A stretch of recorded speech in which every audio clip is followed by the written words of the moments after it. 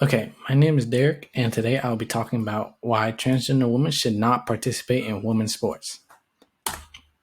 So, some of the main topics we'll be talking about is the unfairness of transgender women in women's sports. We'll go over examples of transgender women dominating women's sports, counter arguments about transgender women in women's sports. We'll talk about the biology, physical advantages, and statistics, and the solutions to where transgender women should be placed, possible options for different types of sports. And I'll ask this question to the audience. If boys identifying as girls were dominating a women's sport that you were participating in, wouldn't you speak up?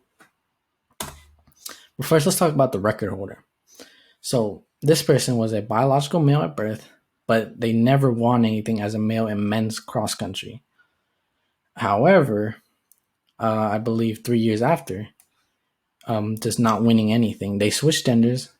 As a transgender woman, they were really good. They dominated sport, and not only that, they actually just broke a bunch of records in women's cross country. And let me ask you, do you think that's fair? The person I was talking about is CC Telfer. So CC was originally born as a male, participated in collegiate men's cross country for 3 years. But in those 3 years, didn't win anything.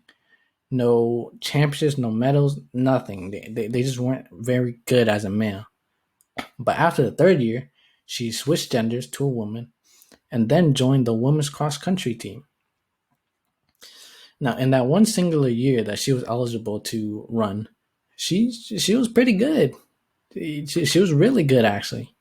She was really good that she actually just broke all the records in the events that she participated in. The 800 meter, the 1500 meter, the 5000 meter.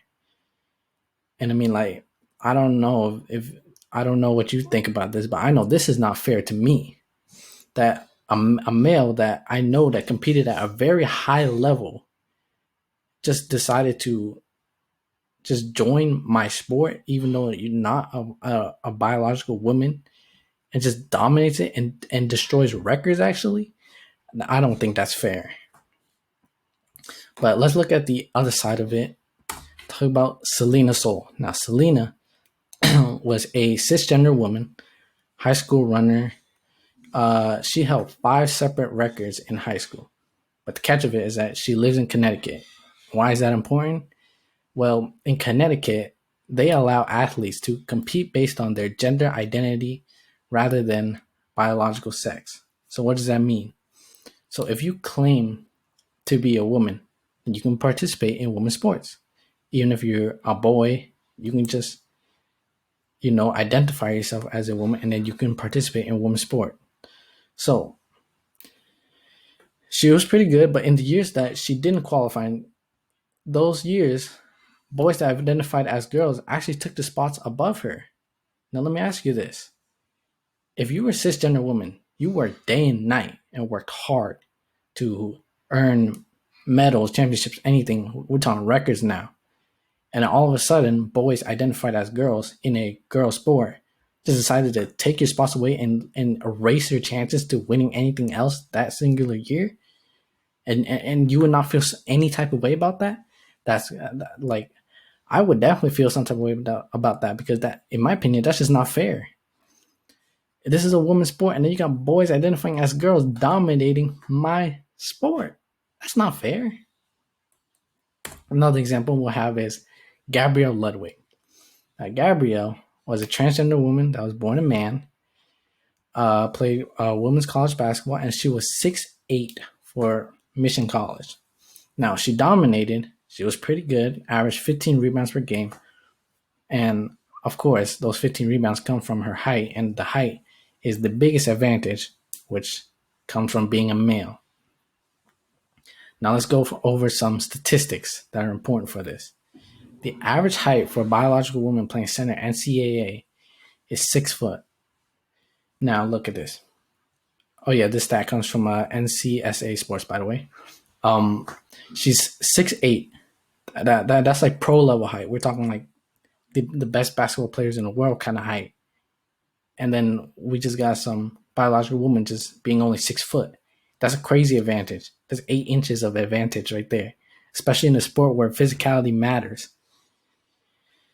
And I mean, like, just just look at it. Like, do you even find any 6'8" women out there?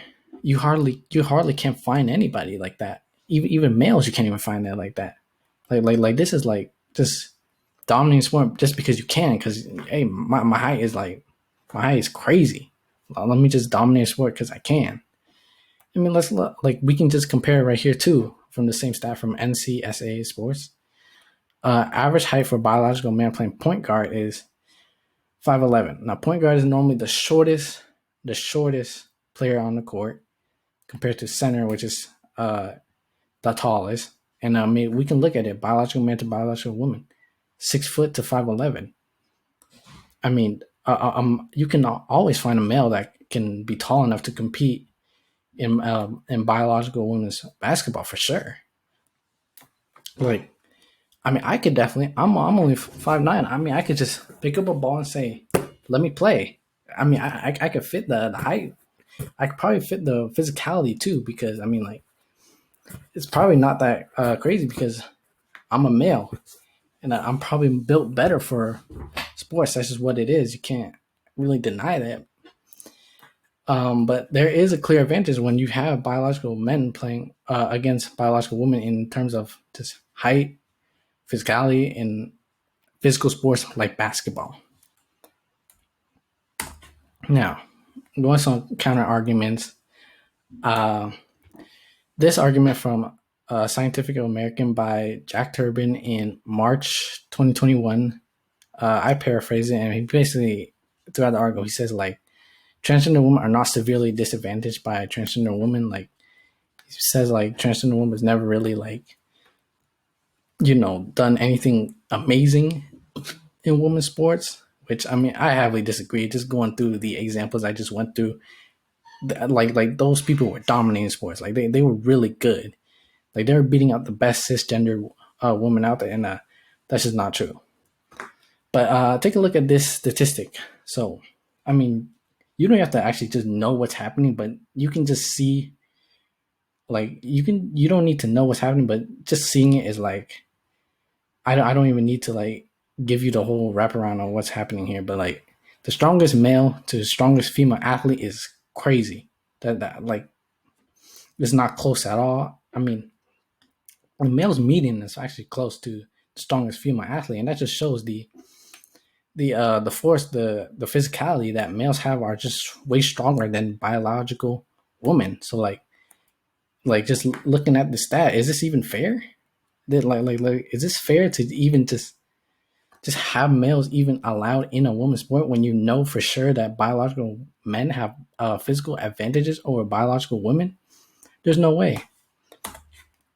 Now here's another stat from Fair Play for Women by I think FPFW in July 2017. Now in this chart on the right, it shows the muscle types and fibers of a male and a female, biological male and female. So males have more fiber type 2A and 2B, and females have more fiber type 1 muscles. And I mean, like, these are all differences. It's just not going to be fair if you have males that are more, I guess, capable in sports, and like they're fit. They're like their bodies are more made for sports. And I mean, like, there's a reason why women's sports and male sports are split. A lot of them, like basketball, football, maybe even soccer.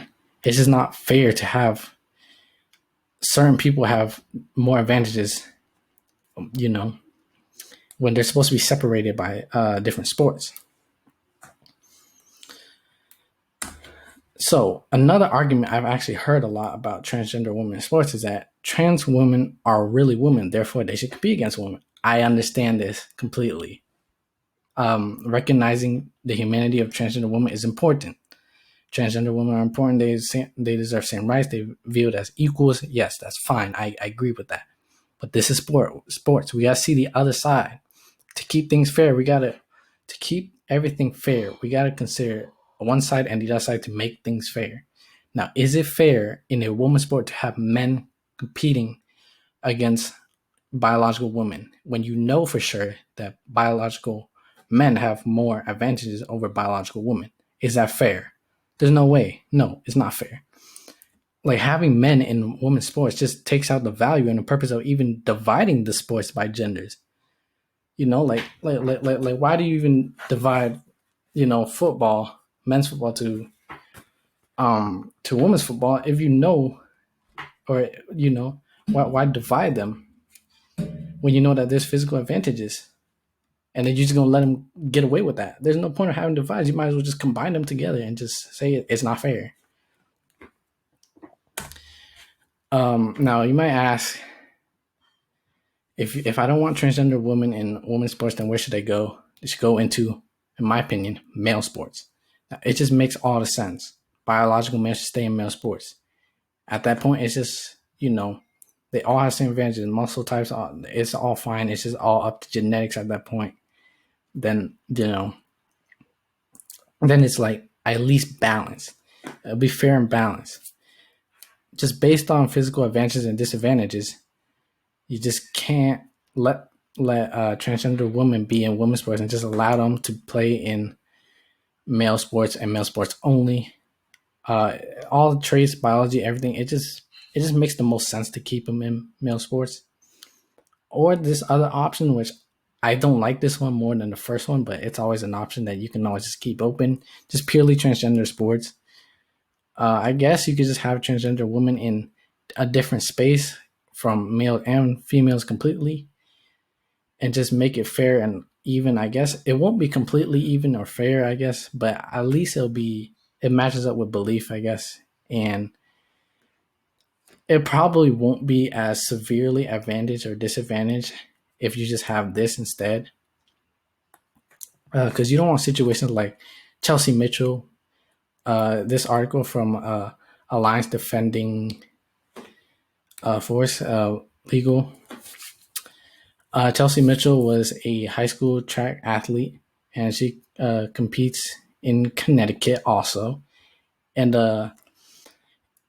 in her competition, that there were two transgender girls that dominated the track events in her conference. Now, she clocked a 7:23 seconds at the 55-meter dash, and she clocked the highest amongst all biological women. And she didn't even get to qualify for those two spots because the two transgender girls took those spots. So we literally had a transgender. We had women's sports that didn't even have biological women even competing at the top. Like, is that fair? Like she finished third, but then like it's not even a women's sport at that point when you don't even have a biological woman even competing at the top. That's not even fair. And I mean, just again, there's just no reason to have transgender women in a women's sport if biological women are just gonna dominate most women in sports. It's just not fair at all to have this. And yep, that was all the topics that we went over.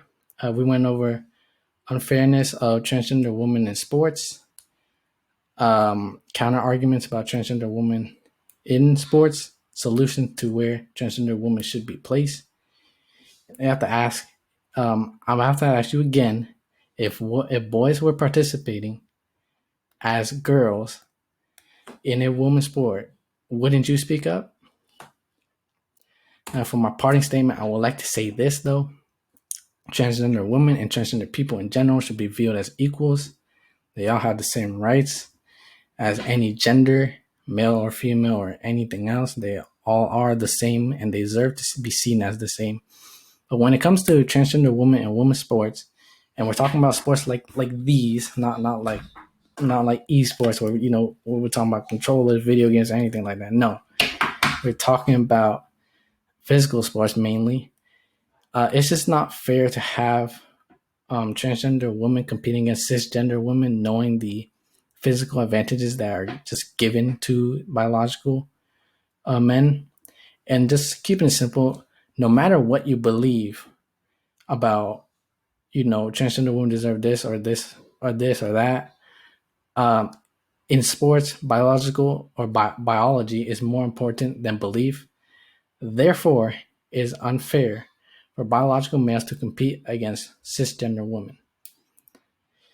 Okay, my name is Derek, and I just explained to you why transgender women should not compete in women's sports.